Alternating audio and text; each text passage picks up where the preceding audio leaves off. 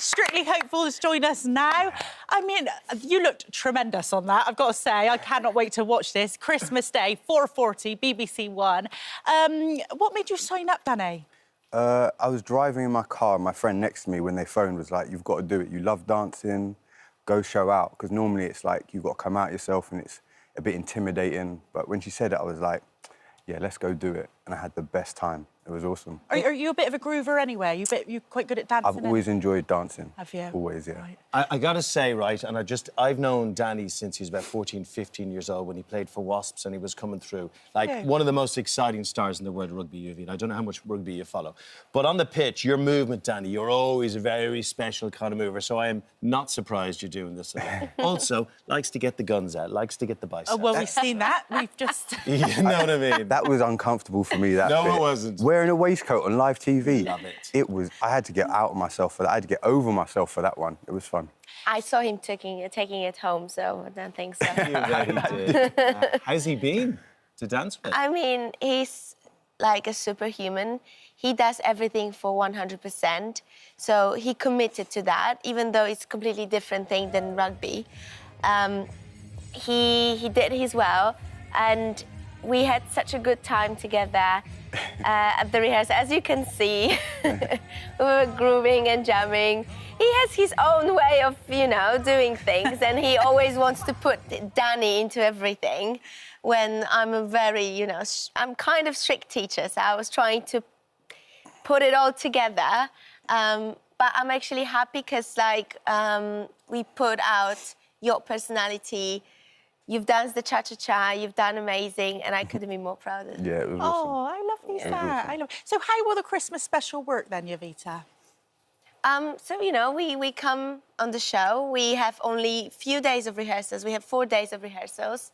So it's quite intense because, like, normally we have a little bit more for the first episode for the main show. In this one, it's literally, OK, this is it. You're going to dance, perform. That's all. And... but with Danny, we've met first day, we finished the routine, we did tricks and lifts. Like, he trusted me, so so everything just went smoothly. And then we were just polishing and polishing the arm, the foot, the leg. Yeah, he was doing shopping with the footwork. She was strict. She was a strict taskmaster. A bit. But, you know, we have a result. We have a result. You're a former athlete, you're a former rugby player, pro rugby. Well, you're still a rugby player, actually. If anyone wants to sign... you know, an out half, he's available. You take it as seriously as you took rugby, I take it, right? Well, I engaged fully in it, but I had a really good time. Like, taking it serious doesn't necessarily mean you have to be, like, really focused and try really hard. We had so much fun doing it, but my engagement was fully involved in the moment, and it was honestly so much fun. Do you look at him and think he was too pretty to play rugby, Josie? When you Yeah. Do you think, you know? But he was really good. He was such a good player. Really good. He was such a good player. There you are. There you go. I mean, my word. How many times did you play for England, Danny? 16. 16. Yeah. It's an all hall, my word. Do you miss playing in front of big stadiums like that? And how did this fill that space for you? I don't miss it. I really enjoyed my time doing it, and it was beautiful. But now I get the opportunity to do amazing new things, like learning to dance and with a professional dancer who was an extremely good coach. When you see someone who is a genius or an expert at what they do, but then they can get across and teach and coach someone, that takes real humility and understanding of self, and it was really, really good. You know, getting to do things like that and pick up new skills is what life's about. Yeah. And Jovita, I mean, you've lifted the Glitter Ball trophy already, haven't you? In 2022, you actually won. So did you feel the pressure to have another win with Mr. Danny Cipriani? Not really, because every journey is different. Everyone has different, you know, expectation from the show, and I come to every celebrity differently because their abilities are different, their needs are different, their story is different. So I would never compare them to each other. And yes, I did lift the glitter ball with Hamza, but the next story is another chapter. With Danny, it's completely another chapter, and I would never, ever compare them both. Yeah. I love the fact that you won because you were very new to the show as well, weren't you? Yes. So that was your first Strictly? So yeah, my first year with Celebrity Partner. And you won it? Lucky, yeah. And do you think that's because you're so strict?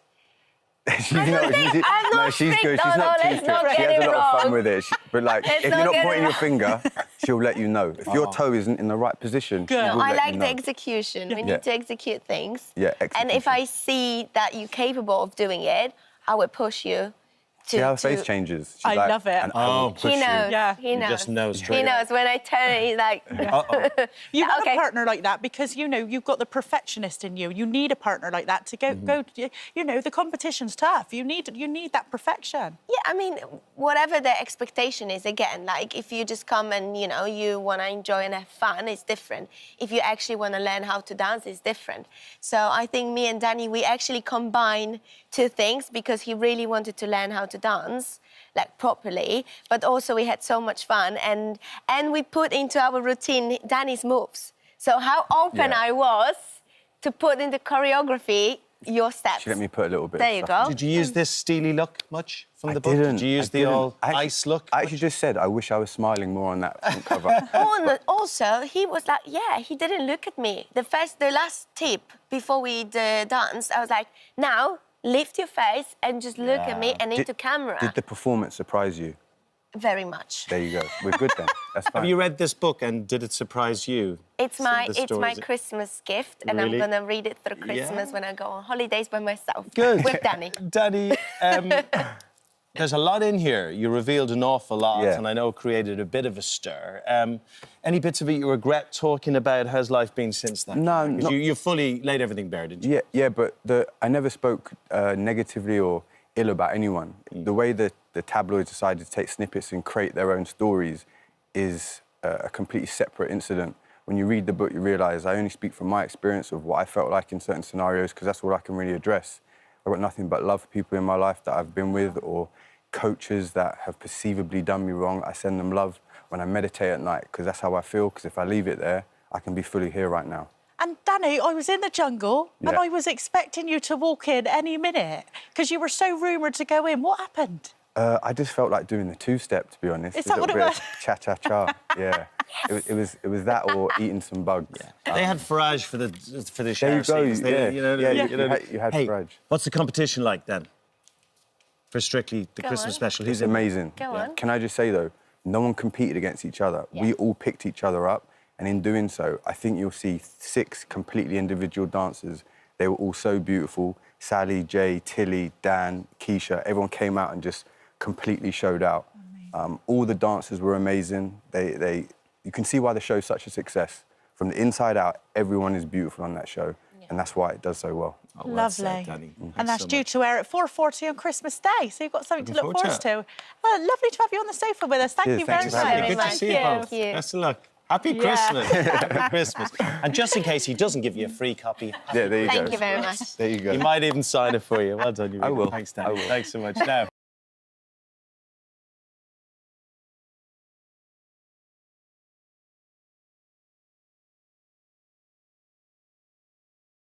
Now, it's the man band we never knew we needed, but get ready for all your Christmas dreams to come true, as Aled Jones, Russell Watson and Cammy have all come together as one. Yeah, they're harmonising their voices and taking to the stage for the return of ITV's Britain Gets Singing, and they're bringing back their iconic Masked Singer costumes for the occasion. Have a look at this. It's Traffic Cone, Ghost and Cockroach from the Masked Singer. We're very lucky because the boys join us now, and what a trio we never actually knew we needed. But do you work well as a trio? We're going on tour next year. Service stations up and down the country. It'd be lovely. Can't wait. That was you at the end singing there, right? Yeah. Did you know you could sing?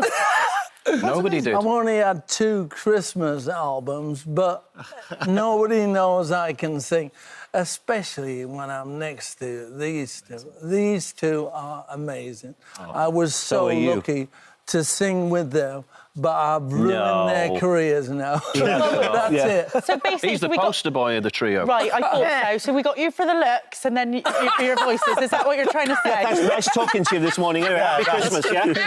Better win him over, Jose. Better win him over. Joking. You're honestly, I thought it was Westlife. I thought it was good. Lovely. Now, will you all be performing in your costumes? Yeah, we're back in the costumes, which was was fun, really. Cammy's got the easy one because he just puts a blanket on his head. Yeah, well, he's the ghost, the traffic cone, yeah, and I'm the cockroach. So you're the Masked Singer group? Yes. Yeah, we are. Yeah, we're up against Coronation Street, EastEnders, Love Island and Good Morning Britain. Who were so competitive. But they were all big choirs. There's just 3 of us. Yeah. But it works. Yeah, it Nice does. little harmonies Their there. costumes are amazing. But my sheet came from Shepherd's Bush Market and they put 2 eye holes in. I mean, the song you're singing is particularly poignant because it's a Westlife song, and you've spoken quite publicly about your speech at Praxis. Yeah. So the treatment's going really well. Oh, it's great. amazing. You sound I went great, by the to way. Mexico for treatment and I got the fluency back in my voice. Not the speed as yet. I can sing with these 2, a slow one, but anything quick. Justin Fletcher, when I'm singing to the grandkids, he goes too fast for me. Yeah, but he undersells himself because he's doing brilliant. Yeah, absolutely fantastic. And also, just for us, you know, we've sung that song loads of times, Russ and I, and to sing it with Cam just brings a different meaning to the song as well. And honestly, so moving. Because we know each other as well, you know. It was just, I mean, we're like 3 children when we get together. Yeah. It's just non-stop We saw laughter. that. Yeah, we saw You that. wanted to join in, come on. Of course I did. I was having lad envy there. It's also particularly special. It's right that you should sing an old Westlife song, because tell us who you met in Mexico and how. Amazing. I had a bet with my sons. They don't speak English in Monterey. Everyone speaks Spanish. So I said the month I was there, no one's going to recognise me. So we had a bet, a £50 bet with my 2 boys. So I'm stood in a coffee shop, Starbucks. They're sponsoring the tour, by the way. And there's 3 blokes looking at me. So I look back and they keep staring. And it's the boys from Westlife, yeah. They were on tour over there. We went to the concert, 64,000 people. And they don't speak English, but they sang every word of their songs. Put me to shame. Yeah. Wow, amazing. I mean, the show, Get Britain Singing, it's much bigger than that, really, isn't it? It's all about connecting people and it's all about helping people with their mental health. How important, Russell, was it to get involved in something like this? Well, very important. It's been proven as well that singing releases the same endorphins that exercise does. So, I mean, like, for instance, I mean, even if I feel a bit flat, as soon as I start singing, vocalising, immediately start feeling better. And that is medically proven, that it does release those endorphins, the feel-good endorphins. Do you still sing at home, alone? Do you do it too? Yeah, all the time. Preferably in the shower. It's the most resonant room in the house, but yeah. We all sing in the shower, of course. Well, not together, of course, but we are a group. But some things we do separately. I have never sung in the shower. Why? Ever. Why? You need to start. Yeah. There's a series there. There we go. There we go. So you get in the shower and start singing? Yeah. Don't you? And the steam, the steam as well. Yeah. Everything about it's good. Oh, you're missing out. You're totally missing That's how out. he gets the high notes from walking in the air. He gets the water really cold and boom. My wife would be banging on the door. What are you doing? Honestly, spool forward now to tomorrow morning. You raised me. You'd be in the shower going for it.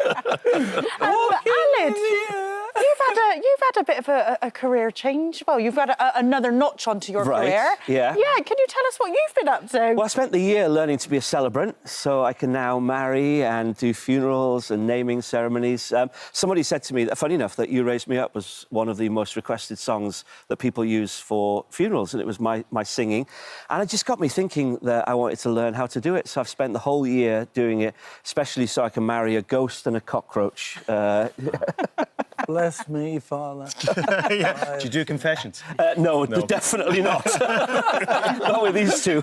Russell, how do you manage this little boy band of yours? Because, I mean, just from what we heard this morning, it's chaos between the 3 of you. It's great crack, but it's chaos. It's brilliant fun. he's the most difficult because he's never available for anything. He's always busy, even a quick conversation on the phone. So the thing is that getting us together for a rehearsal, I mean, basically it didn't happen. No. We literally, you could tell, couldn't you? All the choirs and everything, they'd all been practising, sounded amazing. We just turned up on the day and you do this bit, you do that bit, and I'll sing this bit. Who turned up early on the day, Cammy, if I can remember rightly? Yeah, you and me, wasn't it? Yeah, we and then were there. about 4 hours later... Superstar turned up. I'm sure it'd come from somewhere far away. Can't remember where. So, Russell, you've not just been trying to get you three together to do this. You've also been on your own tour. You've had to extend it, haven't you? Yeah, we've extended it into next year, the Magnificent Buildings tour. So it's gone so well that we thought we'd do some more dates into next year. But I never come off tour. You know, people say to me, when does a tour finish? Like you. We never stop touring, do we? We like getting out there. Yeah, we're in theatres all the time. Do you still sing Walking in the Air? Yeah, I do. Yeah, We've especially done it at Christmas. as a duet. We've done it as a duet together. Yeah. I'm the only person outside himself that's ever sung it with him. A trio next year. There you go, Gary. Oh, There he you doesn't go. miss a trick. If you say it on telly, it has to happen, Cammy. That's the rule, my Of friend. course it does. That'd be awesome. It'd be an honour to sing with Cammy, if I get his name right. I mean, what's it like when it's not... Because it's a boy soprano song, right? What's it like when it's sung... Well, it's I'm actually... trying to tease you into basically giving us... Well, no. You can part of it. actually... the guy who wrote it, Howard Blake, actually did a duet where I could sing as a man with my boy voice as well. So that's what I do when I'm on tour. But do a bit now in your Go man on, voice. give us a bit now. Go on. We're walking in the air. Yeah, it's not the same, is it? Look at this one's face. She was like... Don't be too shocked. You're all right. Listen to this. Have you got it, Cammy? You got it? No, that's once only. I've got a video of him dressed as an elf. Last week, he sent it to me when you were delivering toys, and he was singing along with Walking in the Air in the high voice. Sounded lovely. I bet. You're on tour as well? Yeah, next year, largest tour I've ever done, 77 dates. But it's a bit different. I'm just singing 6 songs. The rest of the time, it's stories and photos and videos. Couple of marriages. Couple of marriages. Maybe, why not? Funerals. Why not? I saw an interesting interview recently, actually, Alan, where you're talking about, you know, growing into your new voice now, and you're at a new stage now where your voice is a different voice to the one of old. And it's still changing. Remember, when my voice broke really late, someone said, you know, you won't be fully mature till your 40s, mid-40s. And I actually feel in the last 5 years it's changed a lot. And it's changed a lot in the last kind of year, 2 years as well. Still a beautiful noise. I mean, thank you. It's kind of like a light baritone. Well, we've toured together now 2 or 3 times. We've released 3 albums together as well. Yeah. So, and we're still talking. Isn't that amazing? I've known it for About the 4th one, yeah. 20... Yeah, Cammy also does 24 PR. years now. 24 years. Yeah, You've been 24 years. 99 was the first time we met. Long Well, I'll time tell ago. you what, you three are the trio that I honestly never knew I needed. It's been an absolute delight thank to have you you. here today. It's been lovely being here. What TV needs to do is to get you 3 on a road trip.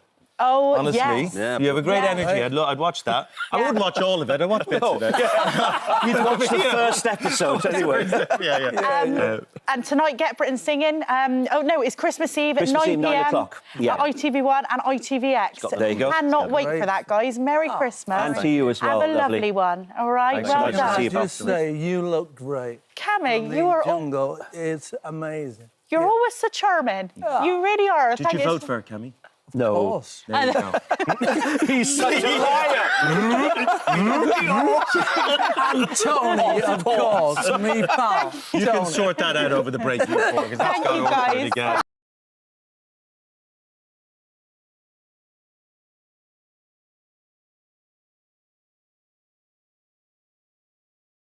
Ellie and Vito aren't the only winners we have in the studio today, because obviously we have our Queen of the Jungle, but also we have this year's I'm a Celebrity winner, Sam Thompson.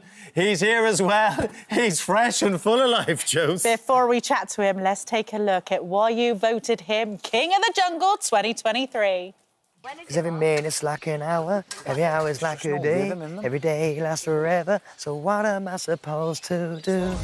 I feel like I'm in a dream! Oh my God! Didn't even know I was scared of heights! Wow! Yes! Oh my God, he's looking right at me! Yes! Come on! Hey, we're doing it! Oh, yes, I feel that, yeah. Keeping you, giving some more, unsolicited hugs. I think Tony secretly likes it. Don't even think about that. That's a step too far. Mosquito, swear on my life. Fair minute! Oh, Touch my belly. No. And the one and only Sam Thompson joins us now. And Sam, are you covered in bruises? Because surely you've fallen from heaven this morning. Josie, come on! Do you know, your hair is so radiant that Apollo himself must have come down his chariot on a new spring day in a dewy meadow. Have you been drinking holy water? Because, my goodness, you are blessed. Your eyes are so blue that Poseidon himself... I've got nothing left. I didn't know where I was going. We would play this for hours in the jungle. Well, have I just eaten hours. raw onions? Because I got reflux listening to this stuff. Give me a break. Yeah, it got us by, and every time I was feeling a bit low, I'd go over to Sam, and he would charm me, and then I was like feeling great again. You had the most wonderful energy in there, both of you did, and I was watching from home and watching the friendships develop. But Sam, you connected with and there was a lot of different characters in there, but you connected with them all in your own way, which was a really difficult thing to do and really, really impressive. And the positivity you brought was just outstanding. That's incredibly kind of you, mate. It's very easy to be happy in there. I feel like when there's so many different eclectic people in there, and I felt like a bit of a competition with it, you know, and you're just sat there and it's amazing because you go, none of these people can leave, so I get to sort of go to every single one of them and we get to make our own fun because you've obviously got a lot of time in there and it's a dream. I loved every second of it. You know, you're the king of the jungle, 2023. That's so Sam, weird. Is it sunk in? No, not at all. I'm going to be honest with you, like, I genuinely didn't think I was going to get far whatsoever. I did. I knew you were the winner straight away. Why didn't you tell me? I did. I had no idea. Yeah. Mate, I thought... I thought to myself, the ultimate win for me, because I'm a massive fan of the show and I'm a massive fan of Ant and Dec as well. So I was like, if I can do a trial, meet Ant and Dec, tell them I love them, and then the ultimate win would be to do Cyclone. Because how fun was Cyclone? So good. Oh, the best thing ever. and Nigel hanging on to his stars. the guy getting sprayed. It was so good. Was that your favourite, Sam? By an absolute mile. And you know what? This sounds a little bit soppy, but whatever, we're here. There was a moment where we were spinning round on that little wheel about to go down onto this cyclone, and I was just so happy, and I was with, like, friends, actual, like, friends for life, and seeing people do this thing. And I held Tony Bellew's hand whilst Josie was struggling to get up the thing, and we were just creasing. It was one of the best moments of my life. I'll never forget it. Let's talk about Tony. OK. OK, cue romantic music. But because it was really interesting, because I thought maybe he was going to thump you initially when he met you. So did I. Yeah, did you? But to see it grow and to see the relationship grow and him just really kind of becoming a close pal of yours, it was great to see. Do you know what, mate? It's one of those things where, as Josie said, you know, there's a lot of time in there as well, and so you get to speak and meet to so many people. But I'm a massive boxing fan. And so, well, that's me just pushing. That was when I thought I was quite close to the end, actually. You did a little swipe on me there. But he also so quick, 6'4". You wouldn't believe the speed of his hands. He's quick. But I'm a massive fan of his anyway before he came in. And then he has this, like, tough outer shell, which, you know, I think has got him through so much of, you know, his fights and, you know, the job that he does. He is the most lovely soul that you could ever find. Josie can attest to this as well. I can vouch for that. And he's the sweetest person. He's got this gooey... He'd hate me saying this. He's got this gooey centre, this little underbelly that you just want to hug and squeeze. And he's just the nicest guy. And he's sent me a couple of voice notes as well since we've been out here. He's a real gentleman, isn't he? He's just a proper a gent. proper gent. I have a question for both of you, actually. What's it like? Because we're all watching at home and all stories are coming out about you guys in the papers. We heard about your ADHD and your relationships and all these different things. And Josie, you know, everyone's talking about you as well, all positive stuff, I have to say. What's it like being in that bubble, not knowing what people are saying about you, and you come out and you've got all these new fans everywhere, everyone knows everything about you. Is that weird, guys? Wild. It's right. I mean, Josie, I don't know. I can't speak for you, but like for me, I've never really had anything like this in my life. So it's people asking for a Sam hug. Do you know how cool that is? Yeah. Like, and actually just hugging people and them, like, knowing about, like, some of your life and stuff. It's one of the coolest things. I'm just incredibly lucky. I feel very, very, very grateful and incredibly fortunate, like, that people want to come up and have a hug, I think. How have you found that, It is very overwhelming, it is, but it's the love that you get from people is just so nice, isn't it, Sam? Like, people are lovely. The majority of people are beautiful, beautiful souls. It's the best thing. When you say you don't know what's happening on the outside when you're in there, you forget you're on a TV show. Yeah. It's crazy. There's like 72 cameras, I think, or 76 cameras. There's so many cameras. You don't even see them. Like, you just forget. I think day one, you're literally just like, oh, I'm just living it now. This is life. And then you come out and you forget that people have watched it. And it's a really, really weird experience. And yeah, it's crazy. Sam, I've got to ask, what was it like being reunited with Zara? Oh, mate, it was so... Do you know, I didn't even think she was going to be there. I know you said. I remember you saying. Because she had all these Strictly rehearsals because they were doing the Christmas special, so I genuinely thought I was just going to do a backdoor exit, get in a cab and just sort of go home, turn the PlayStation on. And she was there with balloons and everything at the airport. It was one of the most amazing moments. I was so grateful. And, I mean, I wake up most mornings thinking how lucky I am, but in that one moment, I was like, wow, like, that is the sweetest thing. I think she might have even got in a bit of trouble, actually, from her show turning up.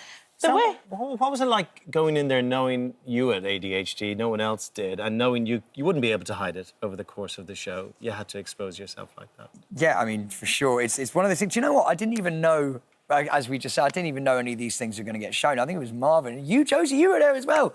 Just asked me, like, about it, and I never want to sort of, like, impose what's... I'm a very lucky person in my life, so I never want to impose, like, what I've got on other people. But it was like, everyone in there was so intrigued by it, and I thought that was so awesome. Yeah. And so, yeah, we just started talking about ADHD and stuff, but I did think before I went in, like, since I've had my diagnosis, I'm a lot more aware of, you know, energy, and other people aren't maybe the same as me, and that's not, like, mine or their fault or anything like that. If people need to take a moment to themselves, that's fine.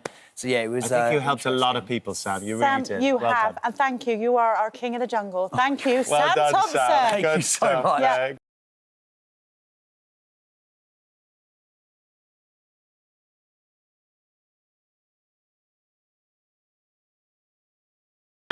After 12 months of, 12 weeks, I should say, of training and working out and the stress and some incredible performances, on Saturday night, Ellie Leach and our partner Vito were crowned champions in this year's Strictly final. Now, before we chat to them, let's take a look back at their final dances, which secured them that glitterable trophy. Introduce you. If you go hard, you gotta get on the floor. If you're a party freak, then step on the floor.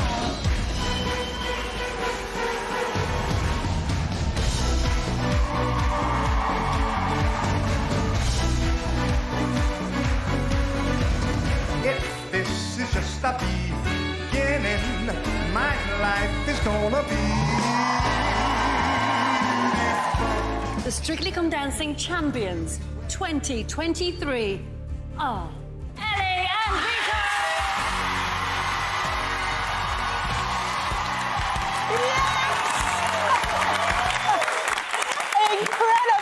Incredible. And thank you so much for joining us on the sofa. Oh, I mean, thank you for having us. We've just seen all those incredible dances, and when I say incredible, the chemistry between you two is absolutely insane. Which was your favourite? Our favourite dance was the American Smooth. We loved them all, but for our favourite dance, we chose the American Smooth because, for me, I just thought it was all that Strictly is about. It was glitz and glamour, and it was fun, and I just loved it. And a 40-pointer. Hey? Yeah, that we was got it, right? 40. Yeah. What is that moment like when you get the full 40? I mean, I can see you going crazy there, but I mean, it's because it's so intense, the bubble you're in, right? Yeah, of course. I think for us, really, it's never really been about the scores. Never. It's just always been about every Saturday going out and enjoying ourselves and putting all our hard work throughout the week on that dance floor. So, of course, it was incredible to get a 40. It was amazing. But it's just really about the memories that were made on the dance floor. So you've really, really enjoyed it. It was all about just having a really good time. Yeah. Always the time, always enjoyed the present. We always were very, focused on the moments. And let's enjoy every single day, every single moment. And we did, no? Yeah, we did. We just had the most fun.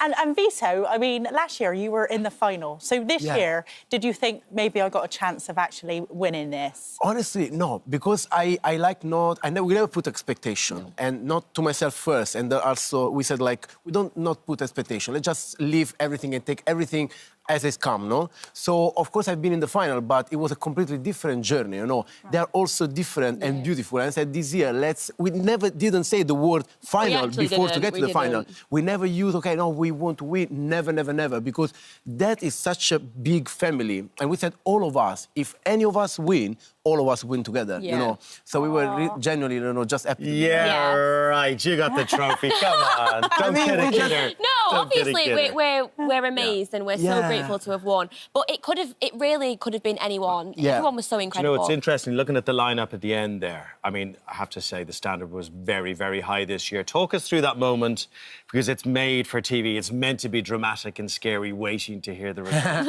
Does that just feel like hours waiting to hear your names called out? Yeah, it really, really does. Especially on, like, the results show on Sunday when you're waiting for your names to be called to see if you're going to go through to the next week. But I think on the final, for me, like, I was just so happy to be there, and I just had the most amazing time performing in the final. So I really wasn't nervous. I just was like, all of us, we've worked so hard, and any of us are worthy winners. So yeah, I was just excited to kind of hear who it was going to be.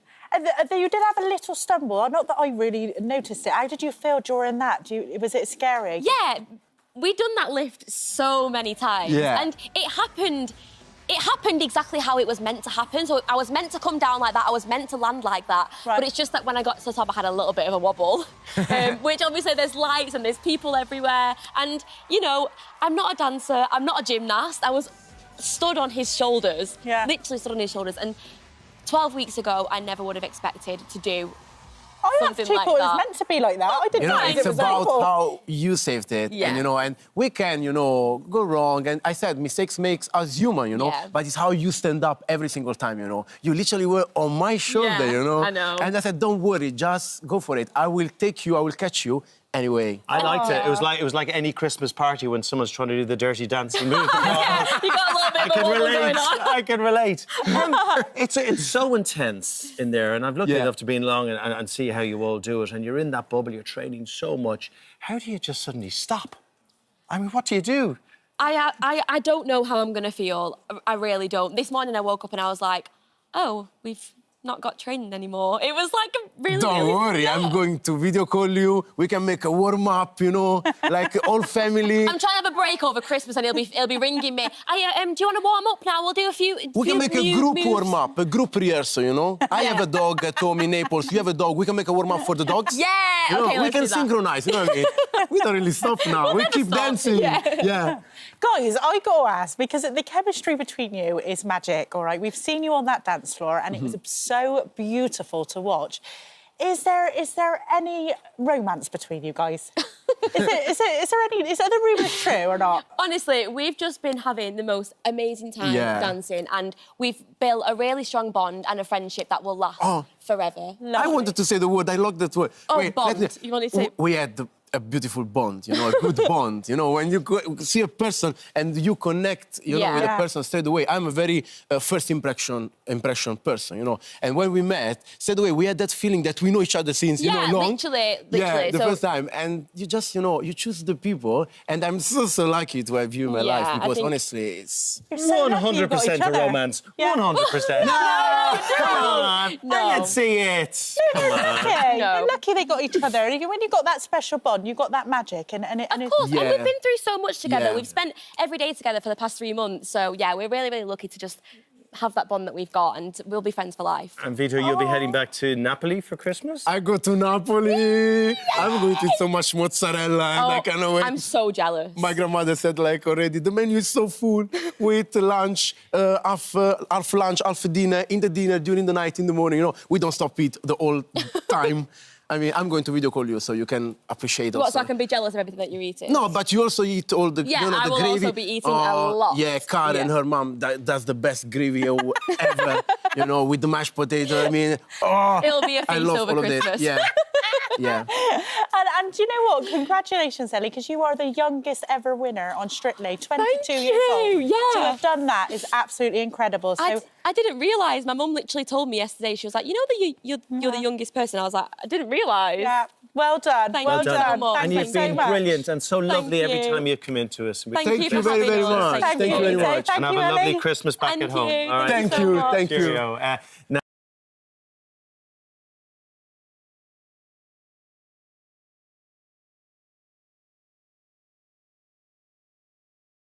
Now, our next guest today is not only a very talented actor, having starred in hits like Green Wing, Episode and The Split, which I love, by the way, he's also a very successful author. Yeah, what's not to love about Stephen Mann? He's written 4 children's books.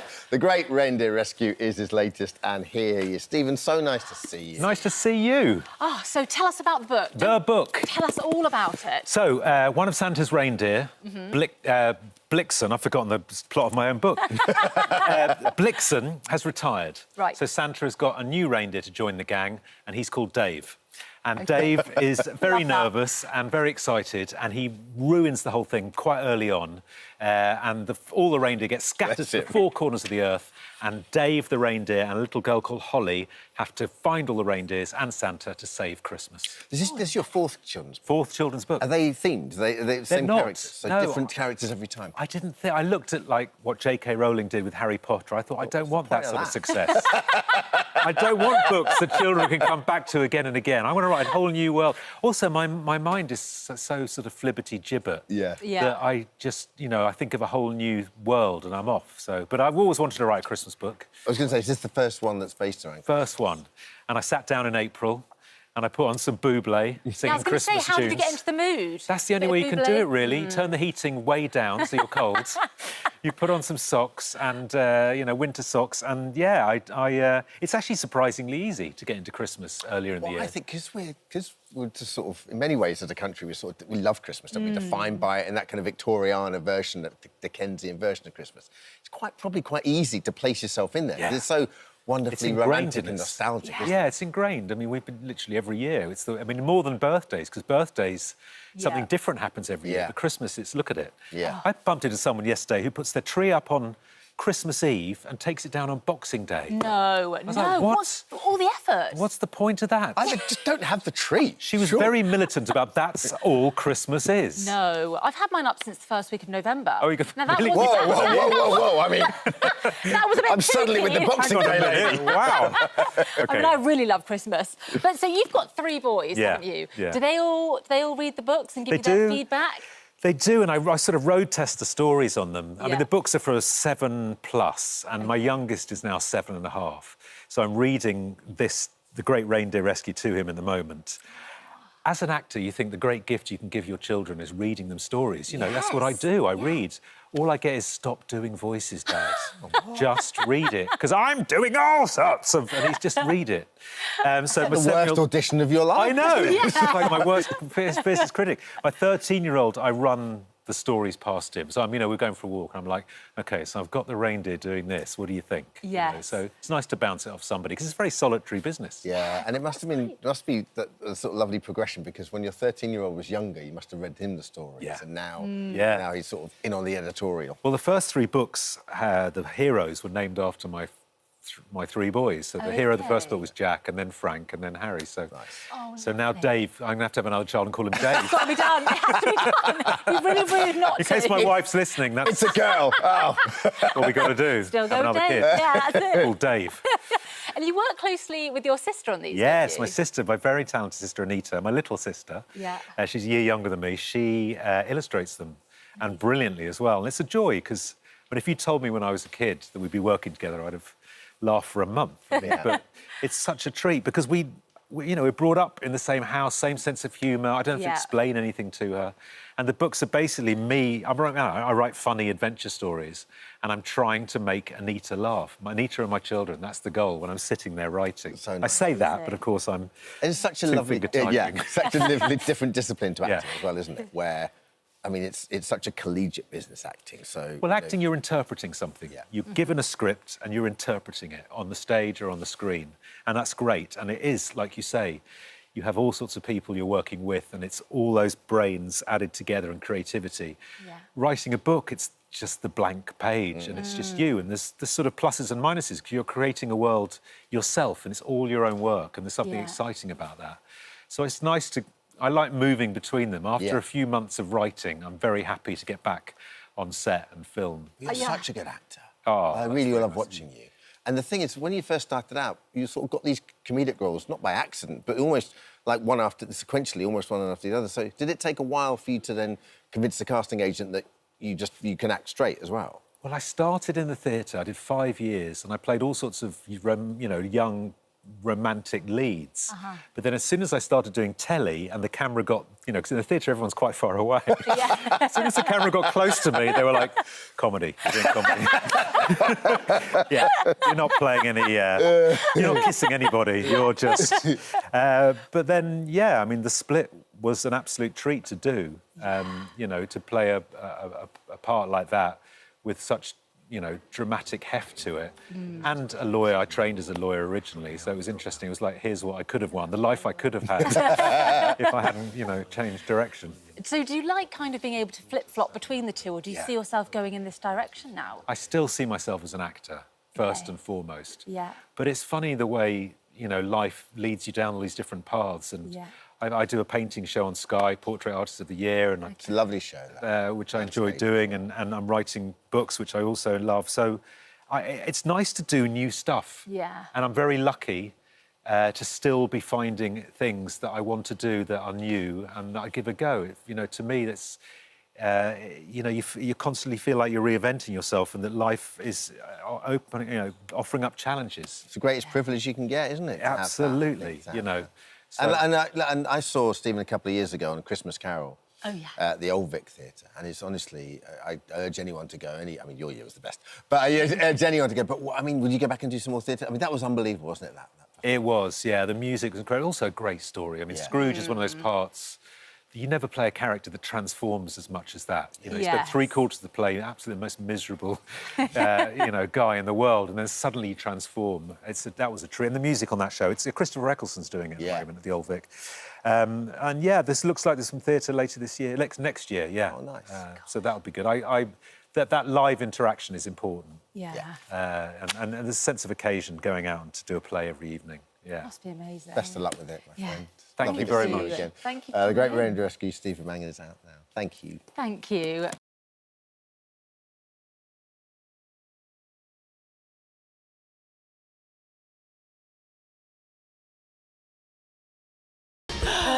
So we've seen that. More to get tonight, 9 o'clock. And tomorrow night, 9 o'clock. There we go, got that in. Yes, 9 o'clock tonight. Yes, tonight and tomorrow night. And tomorrow night. And tomorrow night, yes. So, did you jump at the chance to do this? Or did it take a little bit of convincing? Jump at the chance? I mean, you all look very jolly there, but obviously, we were very it's jolly not easy. there. Yes, no, we didn't jump at it. The thing is, you did it for a reason, and that comes out, you'll see that. Of course, which is very upsetting, and the emotion is high, but the fun is, isn't it? Just amazing what we did. And we laughed a lot. That was... And it was all part of us getting that out, do you know what I mean? Because every time we had to speak about... My brother died of a brain cancer, brain tumour, and so the cancer is very much still here a couple of years later. So, but in my real life, I've put it here. Yeah. It's back here. But on that show, we had to talk about it every day. And that hurt a lot.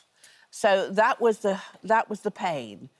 But the laughter and the silliness counteracted it, didn't it? Yeah, I had a moment when I walked into the first rehearsal hall and I looked around and then we sort of discussed what we were going to do, and I did think to myself, what am I doing? I've made a huge mistake. And I say no to a lot of these kinds of shows. I was like, what have I done?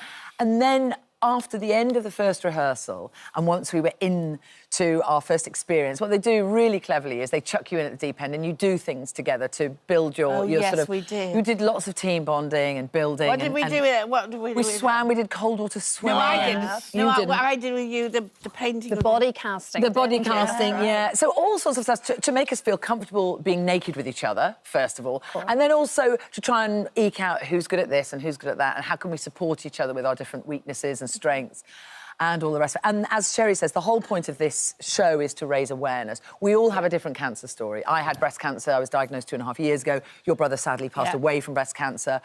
Everybody has a deeply personal story, and that's why they're doing it. And actually, that became so obvious very quickly when we were sharing our experiences and helping each other as well. Vanessa, who takes part from Dancing on Ice, she lost her father, but she has such a fantastic attitude and a lovely story to share about how her father prolonged his life for 7 years, actually, as well, after his diagnosis. And we had Ashley Kane, which is, do you know Ashley Kane?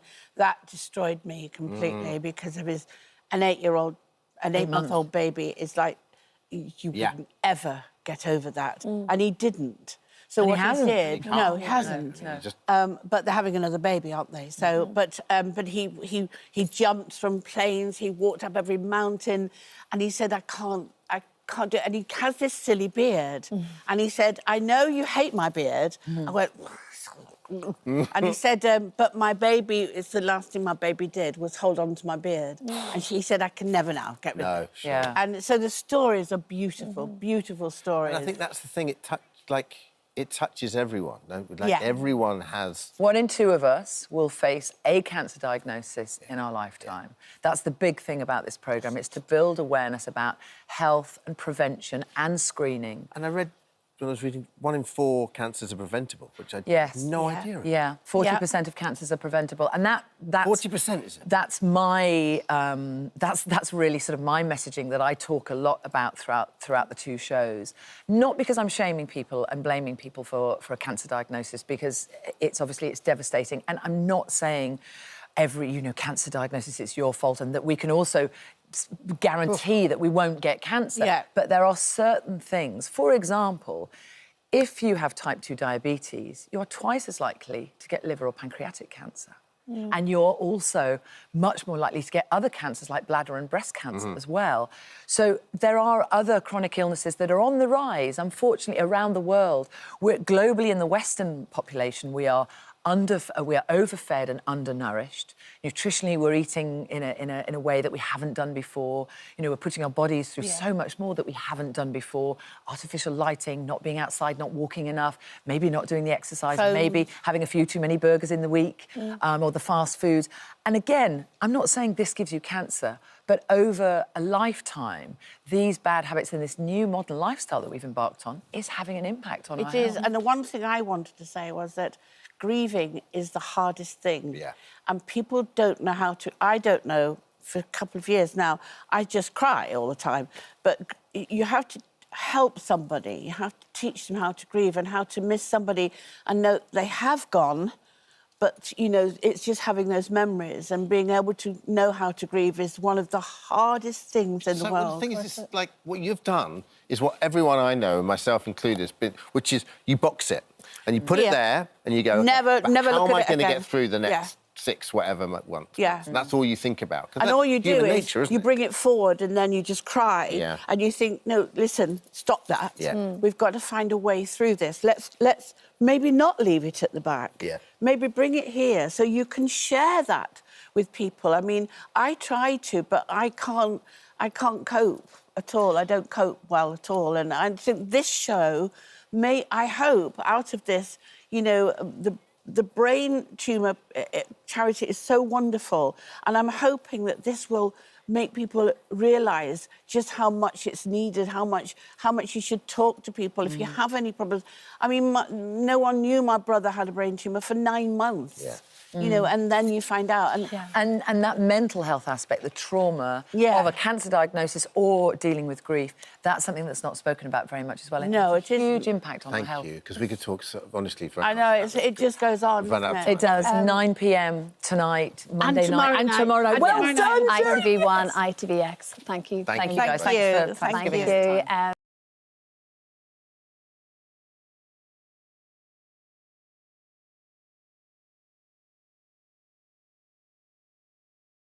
Swallow. It's a trip into a world of pure imagination. Oh, what you like? Sian Welby's won herself a golden ticket to meet the stars of Wonka. Chocolate, come on, chocolate.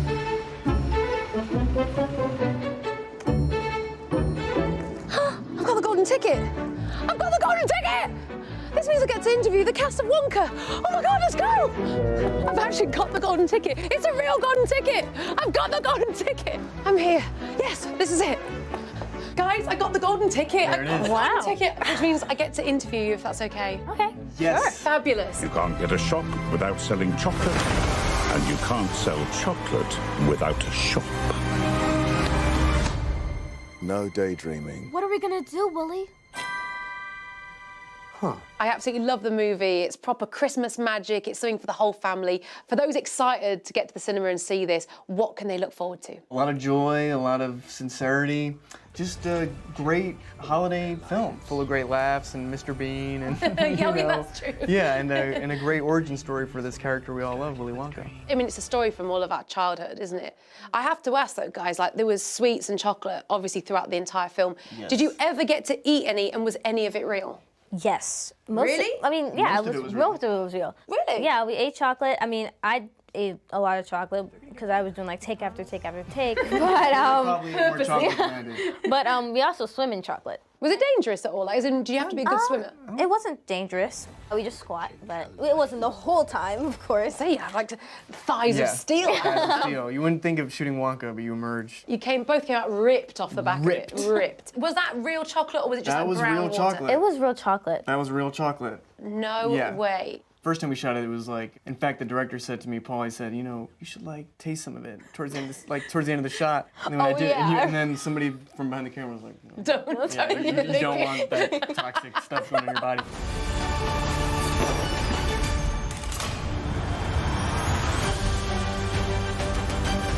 Timothy, for you, this is like an iconic role from your Right. childhood. Was it quite daunting taking on a part like that that's so recognisable? Yeah, exactly. I mean, my mom showed my sister and I the Gene Wilder version Yeah. growing up countless times. Was always sort of enthralled and terrified by that sequence on the boat through the tunnel. Yeah, you why know? was that so creepy? It was just fantastic. It's sort of like, you know, I think Roald Dahl sort of understood that even children want darker stories and darker elements. That's not this film. This film is really joyous. That's not a backtrack at all. This film is really like quite sincere. And this is the Willy Wonka before all his screws loose in his head, before he's totally lost his mind. This is the like sweet, ambitious Willy Wonka. With Willy Wonka's wild and wonderful wishy-washy Wonka Walker, please don't make me say that again, Tiddles gets to run, and I can have fun. Scrub, scrub. Just popping out for a bit. I'll be back before roll call. Until then, Tiddles has agreed to... Scrub, scrub. You have a great cast of people as well. Yeah, sort of like the most like all-stars British cast ever. Rowan Atkinson, Olivia Colman, Hugh Grant. So you're the funny little man who's been following me. I will have you know that I am a perfectly respectable size for an Oompa Loompa. An Oompa what now? And for you had quite a few scenes, obviously, with Olivia Colman. Her character in this is mean. It probably is the sort of darker side of the movie where she is quite a horrible person. But in real life, what is it like working with her? She's just a sweet person. She's so sweet. I just like love working with her. She's such a great actress. She was like showing me pictures of her dog and her kids on set, and we were just sitting there. It was like confusing because she would like throw me into this thing and then be all mean to me when they say action, but then after they're like, oh my gosh, are you okay? Thank you, no, that'll do. And in the film, like, what was your favourite scene? Because there's so many cool moments. I love the scene with the cherry tree. Yes. That's in my the favorite shop? scene. Yes, yes. Yeah, that might be my favorite scene too. The song "A World of Your Own." It's just a beautiful song about staying. Yeah, it's when he gets his dream. Yeah. So like, it's just the best part of the movie. What are you doing? I'm making chocolate, of course. How do you like it? Dark, white, nutty, absolutely insane. It's just weird. What's happening? Who wants a chocolate that makes you fly? We haven't got long left, so I thought, why not just cut straight to a silly game at the very end? I got some marshmallows, right? This is a Okay. classic game. I'm just going to shove a few of these in my mouth, see how many Wonka-related terms you can guess that I'm saying. Okay. You ready? Okay. I'm going to put these in. Okay.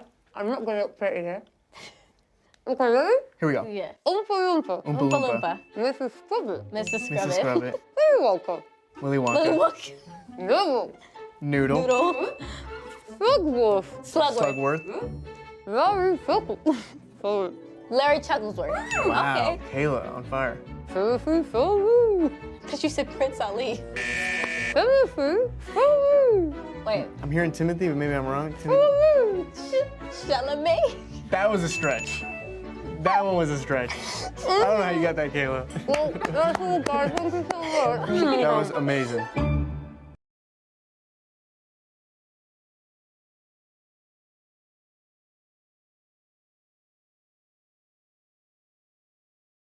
Welcome back. We're now joined by a goddess of glam who is celebrating 10 years of incredible success with her global beauty brand. Now, her A-list client list includes Kate Moss, Penelope Cruz, J-Lo. We're not on the list quite yet. No, it says I'm not on the list. Well, I just wanted to share the... All right, no, I'm not on the list, all right? Right, you're on the list. You remember you're on the list. This is what's up. One day I'm going to get on that list. We are Charlotte working just on it. told me that we have crossed paths years ago. Modelling. In the days of modelling and fashion shows. Yes. So maybe Charlotte has done my face. Oh, don't. I'm so jealous. I'm so jealous. Charlotte, it is so lovely to have a sit-down chat with you. Oh, darling. We've always crossed Thank you so much for having me. It's so exciting to see you. I love you guys. Hey, right, so first and foremost, let's go back. When were you first interested in makeup? Well, darling, at the age of 13, I discovered a tube of mascara, and then I realised, my God, this is so empowering, because I had fair eyelashes, and I was like, this is amazing. Makeup is so empowering. It gives you the confidence.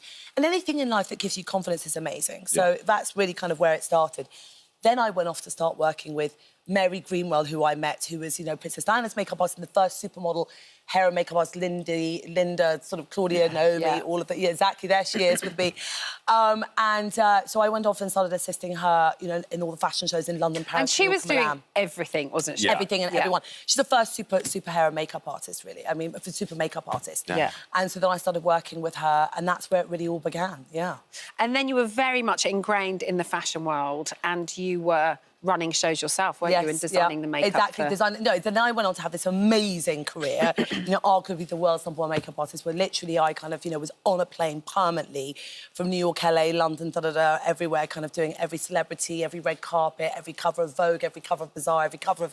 I mean, working become crazy. your world. Yeah, crazy kind of hours, but having a fabulous time in the fashion and creating a lot of trends. I created a lot of trends with, you know, people like Kate Moss, or, you know, many different things, you know, that we would create all of these trends, whether it's a feline flick or the kind of the cat eye or the kind of sculpted There's cheekbones. a lovely little pic of you and Kate there. Oh, right at the beginning. Oh, my God, You've been friends for... Not so crazy about for that a really long time, haven't you? You guys met years ago. We've been friends since I was 19. Yeah, since we were 19 years of age. Yeah, so that's obviously yesterday, darling. Babe, I was going to say it was last Tuesday. I mean, I'm wearing Charlotte Tilbury. And I love that you're like, I am the #1 makeup artist in the world. Absolutely. I love that about you, and I love the fact that you're like, I am, and that's absolutely wonderful.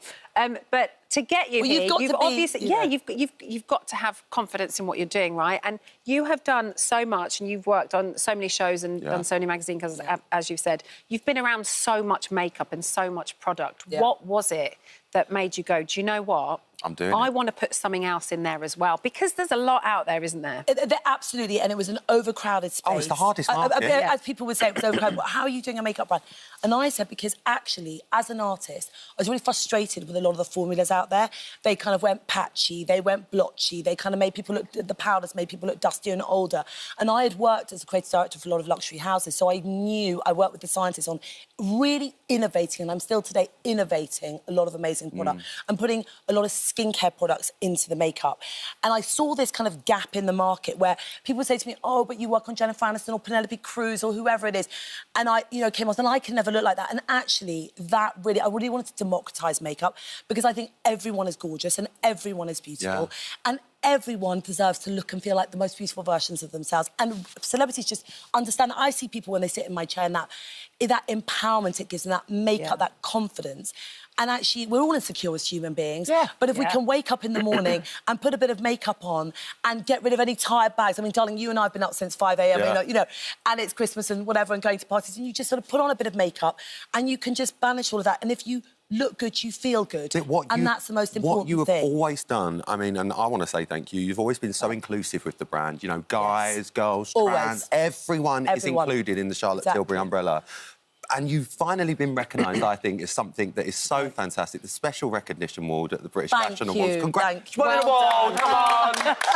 How was that? I mean, everyone was there the other night. That was amazing. I mean, you know, the thing is, we do, obviously, Charlotte's always really known lots of celebrities. It's kind of gone viral, a lot of my brand, because you do a lot of these products and then you've got all the celebrities there, lots of them very kindly, because they love my products, wearing my products. Amal Clooney gave me my award, which was amazing. And, you know, Kate Moss was there and it was amazing. It's so humbling to be recognised for what you do when you've worked. It's well deserved, Charlotte. Well, I've worked very hard for it. You have. And I've created amazing products that really revolutionise women's lives. And, you know, in the middle of December when we're all exhausted, I'm like, don't worry, I've got a glow for you, darling. It's going to make you look like you've come back from a Every time you see Charlotte, she's like, pillow talk, pillow. She loves it. Listen, we can't have you here without seeing exactly what you do. Come on. So let's head on over. Darlings. Let's go and have a little look. We'll have a little toddle over here. So, Charlotte, what we're doing? Hello, gorgeous. Demo. Oh, no. Right, well, let me just show you exactly how to give you a little bit of that glow. This is one of my beauty tricks. So you can just see, darling, look, face straight into the camera. Suki's already got half of her face done. Exactly, darling. And if we go, Suki, if you zoom into Suki, darling, gorgeous cameraman. There we go. Lovely there. And then go the other way. There's Suki without any makeup on once. It's beautiful before, but beautiful after. And you can really see, Suki, keep your head straight, sweetie. What I'm going to show you is how to get a kind of sculpt and lift and glow. So this is an easy one. I need a sculpt and a lift and a glow. So you go dot, and then blend.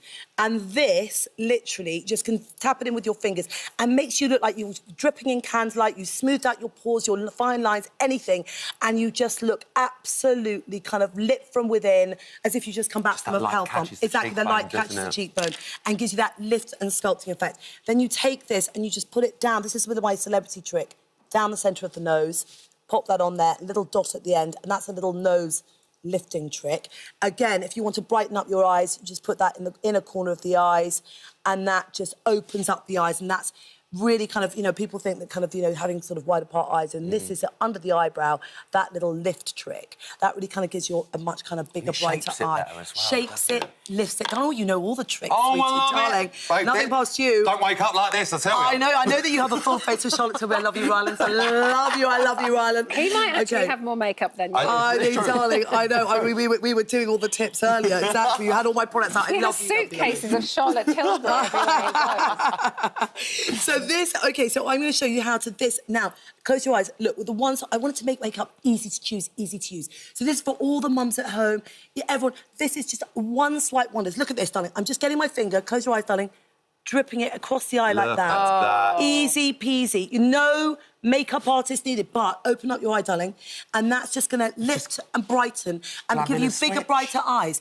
Exactly, like a snatch. Eye opened up. So all of these things, I wanted to, literally getting Hollywood supermodels, whatever, red carpet. It's for everyone. I've done everyone's makeup. It's for everyone. Democratising makeup, making it easy. Giving it, and even, you know, creams for the dads that are knackered. Own it! You know, exactly. Everybody needs it. Everybody needs it. Charlotte, we adore I mean, you. darling, a bit of red lippy, darling, who doesn't need that? Exactly, it's a little bit of electricity. Charlotte, you are an icon. Charlotte. You really are. Darling. Spritz. Darling, that airbrush did you on. see this on Instagram? It went crazy. Babe, it always does. 16 hours with the people. They were, like, coming out, looking absolutely perfect, dunking themselves in swimming pools and water. I don't go anywhere without it. You know I don't.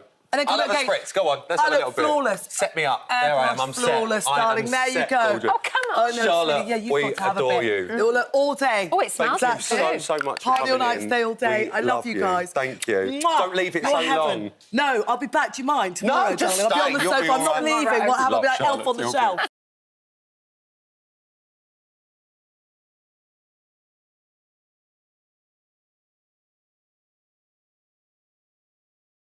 OK, but first, millions of us are glued to our screens watching I'm a Celebrity this year. Yeah, we are literally loving it. And for many watching, Sam Thompson talks about his personal experience with ADHD, and we all agreed it was quite a moving moment. When the low bits happen, like, it goes low, but then the highs are really high. Yeah. My girlfriend Zara is just so steady, and it's so good for me because when she's going steady, I'm going like that. So it's so nice to have someone that's just like keeping you going. My timekeeping's terrible. Sometimes I get quite selfish where, like, and this is not just with her, it's with like everyone, like my mates or whatever. My listening to Zara whenever she's talking something, like Zara will listen to me, I'll come back full of energy, be like, oh, you'll never guess what I've just done, blah, blah, blah, blah, blah. And then I'll be like, what have you done? She'll go, well, I blah, blah, blah, blah. And I'm just finding myself, like, staring off at something completely different.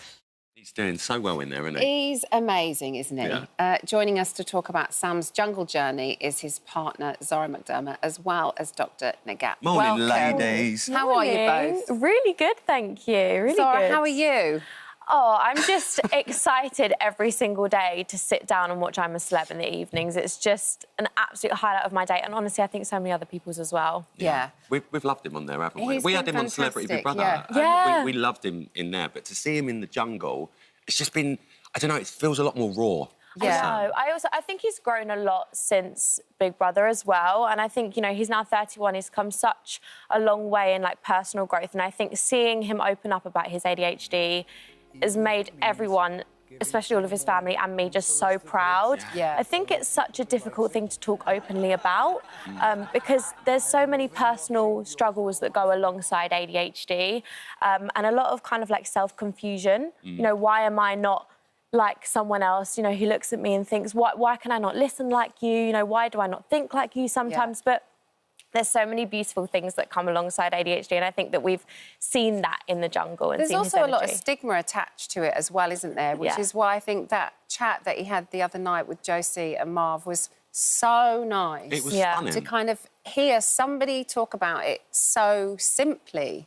Yeah, absolutely. I think that, you know, there is a lot of stigma around any kind of neurodivergence. It's really tough to speak about because in some ways there's this feeling of abnormality. You know, why am I not like other people?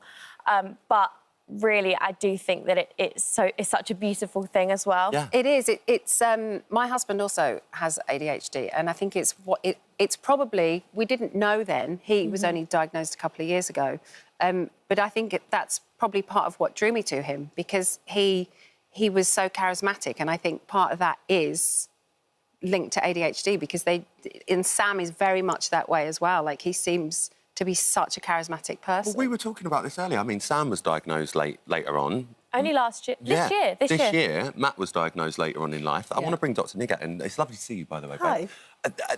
We're hearing about this more and more. People in later life are being diagnosed with ADHD. This is really common, isn't it? This is becoming more common because also, as Zara was saying, I think with being around individuals who might have slightly different traits to you, we're able to spot the signs and put the sort of the jigsaw pieces together because nobody comes along and says, I have ADHD. Actually, it means that other people around you are observing your behaviour of maybe inattention, ability to concentrate, as Sam was saying, follow conversations through, memory fog, lapses in memory as well. And the difficulty has always been is that it's attention deficit hyperactivity disorder. But there's a group within that, there's a subtype, which don't have the hyperactivity. In fact, 3 out of 10 people who have a diagnosis of ADHD don't have the hyperactivity. So we sort of think about the attention aspect of it, but that takes a while to piece together. I was going to say how the diagnosis can sometimes take a really long time, can't it? Yeah, I mean, in my area, I work as an NHS GP in Buckinghamshire. I'm looking at a 2-year wait. And I was talking to a colleague of mine who's an expert, and in her area where she does assessments, she goes, 2 years is actually OK. We're waiting 3 years in around Milton Keynes.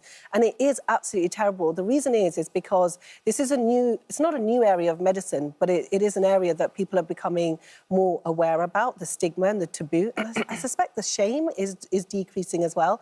But the assessment process is quite tricky. So if it's in children, which majority of children is where parents look for a diagnosis, then you need a paediatrician, a child psychologist. If it's adult, you need an adult psychiatrist, and then you need a specialist in ADHD to give you that diagnosis as well. So you need 3 teams, in a way, to get together. Everyone is different, and I know there's a broad spectrum when it comes down to ADHD and signs that you've got it or how you behave. Like you were saying with Sam, he's very excitable and all of that.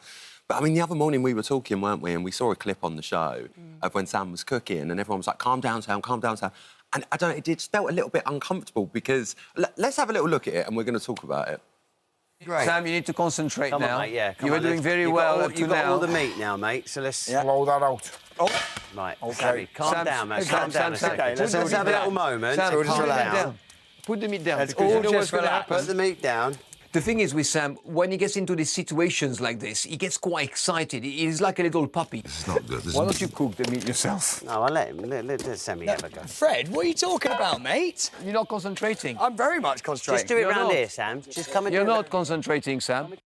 Look, I really felt for him. yeah, majorly. And Zara, I don't want to speak for Sam because obviously you know him a lot better than any of us, but I watched that and I was just like, guys, you know he's got ADHD. And is that not like asking a coiled spring not to pop? Do you know what I mean? By saying, calm down, concentrate. Should they just not let him get on with it? I think the lovely thing about Sam is that he's able to not take things too personally. Yeah. He's able to kind of understand those around him and he wouldn't have been offended by that. But I do think that in that situation it's really important, you know, it's important to sometimes bring him back down to earth a little bit, but in the right way. Yeah. I think all those voices would have probably overwhelmed him quite a lot. That's how it felt for us, didn't it? Watching Yeah, it? Like, I really felt for him and I wanted to kind of say to them all, just kind of let him be him and get on with it and just do his thing. And you said, you know, obviously there are multiple teams to kind of that have to coordinate to finally get a diagnosis, but it is really important. And people may get really frustrated and feel like they're never going to get to the end of it, but it's really important that people stick with it, isn't it? It is and really get that diagnosis because it can make a massive difference. Absolutely, because like that, it's that support network and knowing how to communicate with that person, which Zara has highlighted beautifully, that it's about being able to give that person some space. Because for them, I was watching that and I really felt for him because they thought that he was being disruptive and there's a negative connotation, you're the problem, when actually he just needed to get on with it because that's his ADHD. We see that in children a lot, and then particularly if you have different situations. So for him to go into the jungle is a massive change, as you were saying earlier, from him being at home, from him being in a board meeting, and so your levels of concentration have to be different. So we see normally that symptoms are heightened if there's a change in university, change in schools. And one of the things that people find really difficult to get a diagnosis, and this is particularly in children, is that they'll be fine at school, but at home the behaviour is different. And so that's known as masking. And that is actually one of the classic things that we find is what leads to a diagnosis. And they say, oh, but it's a behavioural issue and he just needs better behaviour. It's this awareness, It's awareness. And I think that the whole issue around masking the symptoms is something that we're just scratching the surface of as doctors. And this is why parents particularly are getting really difficult to get that diagnosis. Because Sam said something really beautiful at, I think, early doors when he was saying, oh, those are all the things that my teachers used to say about me. And he was listing off that this was every single school report. He goes, nobody just saw the signs. But this is what we love about Sam, because he's very open, he's very honest. And talking of masking, one thing he's not masked is his love for Tony Bentley. Oh, my gosh. I'm sorry, this is the duo we never knew we needed. Kicked out, and I think Tony's Babe, moving this might be into the end. This could be the end. Are you loving seeing that bromance happen? I think Sam is so good at finding someone who he knows he can wind up. Yeah. Just that little bit, but he will never push him too far, but he will just teeter on the edge. But I think Tony absolutely adores him. I really do. I think you can see it, can't you? He's a bit like... All right, it's like a big brother and little brother situation, isn't it? Yeah, I think he's going to miss him when they get out. I think they're both going to miss each other. Absolutely. Do you think it'll be a friendship that continues I think outside of so. jungle? I think so. I think Sam will build some really strong bonds in there, and I think he'll value everyone he meets. But I think Tony's got a special place in his heart. We can see it. Look, thank you both thank you so much. We wish him all the best as well. We Good do. luck to you, babe. Nigga, love you, see you, Dr. Nigga.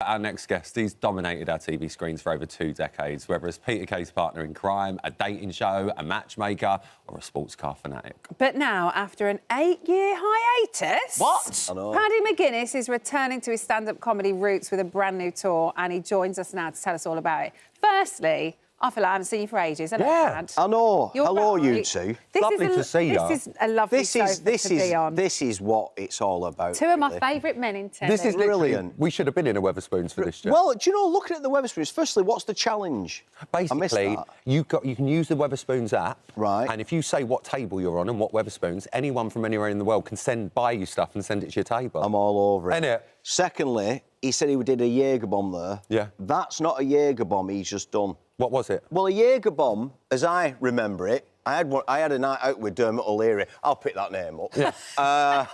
and we're on Jaeger bomb. But a Jaeger bomb is your Jaeger dropped into a cork in it. No, Red Bull. A Red Bull. That was a Jaeger bomb. It was, Was Red it? Bull with a little was shot the in thing the middle. dropped in I thought it? he just does a little I shot. think it was just dropped into the Red Bull. Do you know I did one with Dermot? He got me one, Irish roots and all that. He dropped it in, I next it, but he dropped it into vodka. Oh.